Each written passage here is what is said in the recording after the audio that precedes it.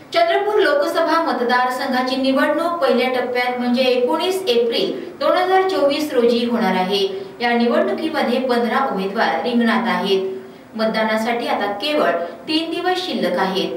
प्रचाराची रणधुमाळी सुरू झाली आहे। चंद्रपूर लोकसभा क्षेत्राचे भाजपाचे उमेदवार सुधीर मुनगंटीवार आणि काँग्रेसच्या उमेदवार प्रतिभा धानोरकर यांच्यात थेट लढत होण्याची शक्यता आहे। जसजशी निवडणूक जवळ येते आहे तसतसा प्रचाराला वेग येतो आहे।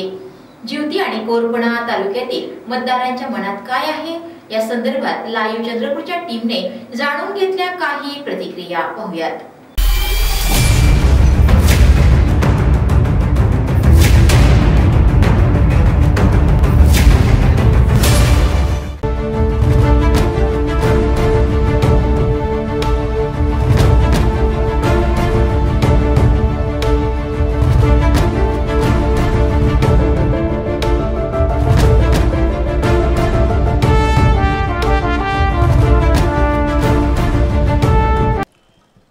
नमस्कार, चंद्रपूर लोकसभा क्षेत्रामधील जिवती या तालुक्यामध्ये आपण आहोत आणि लाईव्ह चंद्रपूर आपल्या इथल्या सामान्य नागरिकांची मतं जे आहेत ते आपण जाणून घेणार आहोत। एकंदरीत लोकसभा क्षेत्रामधील प्रचाराचा धुमाकूळ सुरू झालेला आहे, रणसंग्राम सुरू झालेला आहे, प्रत्यारोप एकमेकांशी होत आहेत आणि अशा काळात आपलं लाईव्ह चंद्रपूर सामान्य नागरिकांकडे जाऊन त्यांना काय आवश्यक आहे किंवा एकंदरीत काय वातावरण आहे, कोणाचं प्राबल्य जवळ आहे हे जाणणार आहोत। कारण जिवती हा तालुका अत्यंत दुर्गम आणि आदिवासी बहुल म्हणून ओळखला जातो।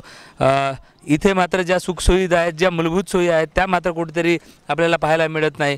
गेल्या अनेक वर्षानंतर आपल्याला रोड होताना पाहतो, पण मात्र पिण्याच्या शुद्ध पाण्याची सोय असेल किंवा मूलभूत सोयी आहेत, शाळा असतील, या मात्र कुठेतरी कमतरता हे दिसत आहे। त्यामुळे सामान्य नागरिकांकडे आपण जातो। माझ्यासोबत आहेत आमचे काका। नाव काय सर आपलं? हात नका। साहेबराव राठोड। साहेबराव राठोड आहे। तर काय एकंदरीत म्हणणं आहे? लोकसभा क्षेत्रामध्ये बिगुल वाजलेला आहे, भाऊ आणि ताई यांची एकंदरीत टक्कर, काटेकी टक्कर मानल्या जात आहे। यात काय वाटतं तुम्हाला, कोण निवडून येईल? सुधीर भाऊ मुनगंटीवार निवडून गेल्यानंतर कुठला विकास आपल्याला हवा आहे? काय महत्त्वाचे मुद्दे आहेत जे आपल्याला त्यांच्याकडनं पाहिजे आहेत? सुधीर भाऊ जर मुनगंटीवार जर निवडून आला, या पाडावरचा विकास आणि मेन मुद्दा म्हणजे पट्टा, दुसरा म्हणजे आपला घरकुलचा प्रश्न सर एवढा बेकार आहे सर, तुम्ही बी समोर पाठवा। एवढा बेकार आहे, काही लोकांना नाही का पाण्यामध्ये आता आलं, नाल्यामध्ये काही कोणत्याला घर आहे ते परिस्थिती फक्त काँग्रेसवाले काय करतात माहिती आहे का? पाणी पडलं, घर भिजून गेलं, वाहून गेलं तर येते काँग्रेसवाले फोटो काढते, मग तहसीलदारला निवेदन देतात। आम्ही त्यांना विचारत आहोत की इथनं जो कोणी खासदार निवडून जाईल कुठल्या कामांना तुम्ही, यांनी जसं सांगितलं पट्ट्याचा विषय आहे, शुद्ध पाण्याचा विषय इथे मोकळा झालेला आहे, तुम्हाला काय वाटतं कोणते विकासाचे मुद्दे घेऊन तुम्ही यावेळेस? सर्वात मोठा विषय पट्ट्याचं जायचं, पट्टा आणि घरकुलचं। कारण वनहक्क असल्यामुळे पट्टा आणि घरकुल काय भेटत नाही। सर्वात अशी कुठली कामं जे आहेत तुम्हाला आता आवश्यक वाटतं की ते झाली पाहिजेत, असं रेटून कोणत्या खासदारांना सांगाल की तुम्ही हे काम आम्हाला करून द्या, आम्ही आपल्या पाठीशी आहोत? मुनगंटीवार साहेब। कुठले कामं आहेत जे तुम्हाला सांगावसे वाटतात? आमच्या मोदी सरकारमध्ये एवढे कामं झाले की आम्हाला सांगता येत नाही, एवढे कामं आहेत। असे 2-3 कामं सांगा। आमच्या जिवती तालुक्याचा पट्ट्याचा प्रश्न 80% पर्यंत यानं नेला। केंद्रामधनं हे झाला का रोड? मधून भैयानं पहिलं नेला, त्याच्यानंतर भैया पडले, आम्ही आलो बाळूभाऊ धानोरकरला। बाळूभाऊ धानोरकरला आमच्या काही चेहरा मोहरा आमचा काहीच समोर केलं नाही, पण भैयानं 80%वर नेलं, 70%वर नेलं। त्याच्यानंतर आत्ता सुधीर भाऊला हे सगळं प्रकरण माहिती आहे ना, हे सुधीर भाऊच हे सोडू शकते आम्हाला प्रतिभाताई धानोरकर करू शकत नाही, तिला नक्कीच एकंदरीत भाऊ हे सगळं विकास करू शकतात आणि ताई मात्र विकास करू शकणार नाही, असं परखड मत जिवती तालुक्यातील नागरिक सांगते। माझ्यासोबत काका आहेत। काय काका नाव आहे आपलं? देवीदास तेजी पवार। काय वाटतं एकंदरीत लोकशाहीचे भारे भाव लागले आहेत, प्रचार सभा मोठ्यात होते आणि अशामध्ये कोणाचं पारडं जड आहे असं वाटतंय तुम्हाला? आम्हाला मुनगंटीवारचं पारडं जड वाटते सर। नक्कीच आता जिवती तालुक्यामधनं कुठल्या विकासाची अपेक्षा भाऊंकडनं करता? हर काम करते भाऊ, कोणत्याही कामासाठी जा, कोणत्याही कामासाठी मागं पडत नाही।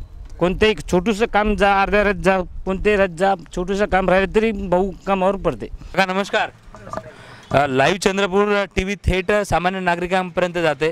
लोकसभेचा बिगुल वाजलेला आहे, प्रचार सुरू आहे, अशात कोणाचं पारडं जड वाटते किंवा कोणाची हवा चालू आहे काय सांगाल? आता सध्यात काय आम्ही कामावर आहोत, काय जोड माहित नाही। काय वाटतं, कमळ की पंजा? आता कोण होती तर आपल्याला काय सांगतात?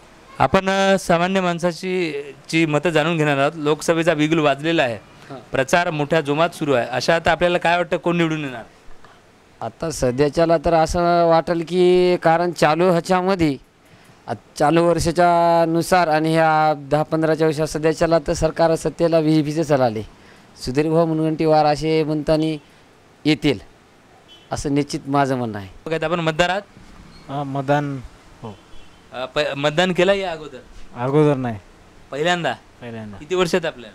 22. नक्कीच काय वाटतं लोकसभेमध्ये आपण पहिल्यांदा मतदान करणार, तो मताचा जो अधिकार आहे त्याचा वापर करायचा आहे, तेव्हा इथे आपल्या सलूनमध्ये जे लोक येत असतील, जी चर्चा होते किंवा या सगळ्या चर्चानंतर आपल्याला काय वाटतं, कोणाची हवा सुरू आहे, कोण जिंकेल? जिंकेल आता काँग्रेससाठी चालू आहे चर्चा, नाही का? काँग्रेस पार्टी. भाऊ विरुद्ध ताई असा एकंदरीत टक्कर आहे त्यात. हां, प्रतिभाताई धारणकर. असं का वाटतं प्रतिभाताई आली पाहिजे? असं काय नाही, आता रोडचे कामं आपले सुभाषभाऊ डोटे यांनी केलेत. लोकसभा क्षेत्रामधला कोरपाना तालुक्यामध्ये आहोत. आत्ताच आपण जिवतीतल्या काही दुर्गम भागामध्ये आपण जाऊन आलो, तर सामान्य नागरिकांची जे आहेत मतं जाणून घेतलीत. कोरपाना तालुक्याच्या मुख्य चौकामध्ये आपण आहोत आणि आपण माझ्या मागे बघताय आपण हा सगळा मार्केट आहे. या मार्केटमधनं आपण जी लोकसभेचा बिगुल वाजलेला आहे, लोकसभेचा रणसंग्राम आहे, लोकांच्या ज्या समस्या आहेत, मूलभूत समस्या आहेत, त्या आपण एकंदरीत जाणून घेणार आहोत. आणि त्याचसोबत ही जी लोकसभेची निवडणूक आहे, एकंदरीत कोणाचं वारं सुरू आहे आपण जाणून घेणार आहोत. इथे एक आपण जे मूलभूत आहेत, आपण भाजीपाला वगैरे इथे घ्यायला अनेक लोक येतात, चर्चा होते. दादा काय सांगाल, लोकसभेची निवडणूक सुरू आहे, कोणाची हवा सुरू आहे? हवा तर धानोरकरची आहे सर. आल्यानंतर काय अपेक्षा राहील, कुठले विकास कामं आपल्याकडनं अपेक्षित आहेत, तुम्ही त्यांना ते कामासाठी इच्छा व्यक्त करा. सध्याचा विचार काय सध्या पाहायला. माझ्याकडे ताई आहेत. काय आहे आपलं नाव? शोभा घनश्याम कोराम. नक्कीच काय सांगाल, काय जनतेला आवाहन कराल? आम्ही सुधीर भाऊले करणार आहोत आम्ही. नक्कीच आपण जे अतिदुर्गम भाग आहे आणि अशा वेळेस सकाळी 7 ते 3 वाजेपर्यंत आपण मतदान करतो, 5 वाजेपर्यंत करतो. असं काय सांगाल, जी ज्येष्ठ नागरिक आहेत, युवक आहेत, एकंदरीत युवक बाहेर येत नाही, प्रॉपर म्हणजे वोटिंग होत नाही, अशा वेळेस काय सांगाल त्यांना? सांगू आम्ही का बरोबर वोटिंग करा, तुम्ही बरोबर आपलं चिन्ह न द्या बा. आता काही अडाणी राहते बाया, कुठेही टाकून देतात. आपण कुठले? मांडवा. नक्कीच मांडव्याचे सुद्धा इथे आपल्याला सरकारी एक युवक आहेत गाडीवर, आपण त्यांना विचारूया. आपण मतदार आहात? हो. पहिल्यांदा मतदान करताय? हो. लोकसभेचा बिगुल वाजलेला रणसंग्राम सुरू आहे, प्रचाराचा धुमाकूळ आहे. अशामध्ये ताई आणि भाऊमध्ये थेट लढत असल्याचं बोललं जात आहे. आपण सोशल मीडिया सुद्धा वापरत असाल, काय सांगाल, कोणाची हवा आहे? ताईची. सुधीर भाऊंना विकास पुरुष मानलं जातं, अनेक कामं केली असं सुद्धा बोललं जातं. अशा ताईंची निवड का? नाही, ताईच. नक्कीच एक परखडपणे युवकांनी आपलं मत मांडलं आहे आणि आपण यावेळेस विकास म्हणून ताईंची निवड केलेली आहे. आपण असे अनेक सामान्य नागरिकांमध्ये जाणार आहोत. किंवा राजकारणी व्यक्ती आपापली मतं मांडत असतात, ते ठरलेले असतात. मात्र खऱ्या नागरिकांचे काय समस्या आहे आणि ती समस्या या टीव्हीच्या माध्यमातून लोकांकडे गेली पाहिजे. आणि कौल कुणाचा या संदर्भात आपण एकंदरीत कौल तर सध्या सुधीर भाऊचाच आहे आणि मी जिवती तालुक्यातला आहे. त्यांनी ते पट्ट्याचा जे आमचा प्रश्न आहे, महत्त्वाचा पट्ट्याचा प्रश्न, जोपर्यंत सुधीर भाऊ वरी केंद्रामध्ये जाणार आहे तोपर्यंत ते प्रश्न हे होऊ शकत नाही, ते आम्हाला माहिती आहे. म्हणून माझं मत सुधीर भाऊला, विकासाला. नक्कीच आपण ऐकतो की असं आपण सब्जी मार्केट असेल, पानटपरी असेल, अशा प्रत्येक ठिकाणी जाऊन सामान्य माणसांची आपण चर्चा करणार आहोत. माझ्यासोबत एक आहेत. आपलं नाव काय? सुधाकर गावंडे. आपण कुठं राहता?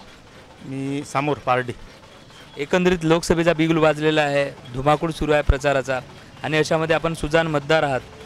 काय वाटतंय, कोण या निवडणुकीत बाजी मारणार किंवा सरस किंवा पारडं कुणाचं जड वाटतंय तुम्हाला? तसं तर पारडं कुणाचं पण जड नाही सांगता येत, कारण तर हवा दोघाची पण चालू आहे. आता कोण बाजी मारल हे आपल्याला 4 तारखेला समजूनच येईल. का काही विषय नाही, शेतकऱ्याचा काही प्रश्न नाही, कापसाला भाव नाही, सोयाबीनला भाव नाही, का? त्यामुळे शेतकरी तर पूर्ण हवालदिल होऊन आहे आणि ह्या राजकारणी लोकांचं फक्त सिट्यावर लक्ष आहे, खेड्यावर पूर्ण दुर्लक्ष आहे. त्यामुळे काही सांगू शकत नाही. आणि खेडा कसं आहे साहेब, 10 खेडे आणि 1 सिटी, खेड्याला महत्त्व दिलं नाही यांनी, त्याच्यामुळे काही सांगता येणार नाही. समोरचा काळ बघून घेऊ आपण. काका आपलं नाव काय? बाबाराव मालेकर. कुठं राहता आपण? खेड्यावर. कुठं? खेड्यावर. काय वाटतं एकंदरीत आम्ही अनेक नागरिकांची चर्चा करतो आहे. आम्ही जे स्थानिक नागरिक आहेत त्यांच्या त्यांचे प्रश्न आपल्या टी व्हीच्या माध्यमातून लोकांसमोर आणतो आहोत. राजकारण सुरू आहे, फक्त निवडणूक आली की नेते आपल्या गावात येतात, 5 वर्ष मात्र दिसत नाही, अशी एकंदरीत लोकांची भूमिका आपल्याला ऐकायला मिळते. ज्येष्ठ नागरिक आहात, सुजाण नागरिक आहात, काय टी व्हीच्या माध्यमातून सांगाल? सगळे इलेक्शन पुरते येतात, इलेक्शन झालं का कोणीही येत नाही आणि खेड्यापाड्यावर कोणाचं लक्ष नाही. आणि जोपर्यंत खेडेपाडे विकसित होणार नाही तोपर्यंत भारत विकसित झाला असं कसं म्हणता येईल? आपण हे सगळं कोरपणा तालुक्यामधनं आपण लाईव्ह चंद्रपूरच्या माध्यमातून लोकांच्या, नागरिकांच्या ज्या समस्या आहेत त्या कुठेतरी नेत्यांच्या कानावर जायला पाहिजे, यासाठी आपण गावोगाव जाऊन सामान्य नागरिकांची मतं जाणून घेतोय आणि या लोकसभेत मात्र नक्कीच याचा परिणाम होईल. मी नितेश डोंगरे, लाईव्ह चंद्रपूर.